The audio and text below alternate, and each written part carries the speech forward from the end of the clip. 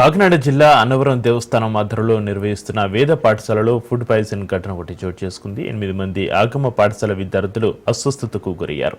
విద్యార్థుల పరిస్థితి విషమంగా ఉండడంతో వీరిని దేవస్థానం ఆసుపత్రికి తరలించి చికిత్స అందించి అక్కడి నుంచి మెరుగైన వైద్యం కోసం తుని ఏరియా ఆసుపత్రికి తరలించారు. 8 మంది విద్యార్థులు ఎమర్జెన్సీ వార్డులో చికిత్స పొందుతున్నారు.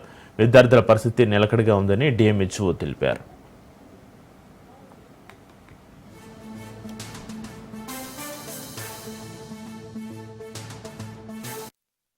నేను డిఎంహెచ్ఓ కాకినాడ మాట్లాడుతున్నాను. తుని ఏరియా హాస్పిటల్లో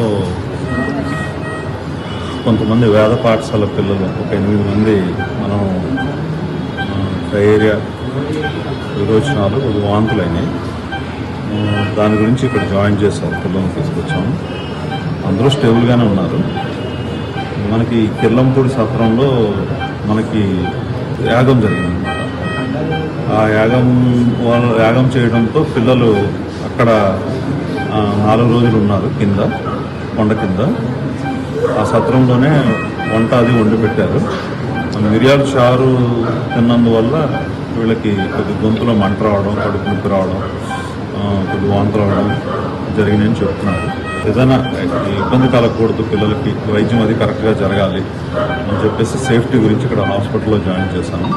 పిల్లలందరూ కూడా బాగానే ఉన్నారు, రికవరీ అవుతారు, రికవరీ అయ్యి పంపిస్తారు. నేను డిఎంహెచ్ఓ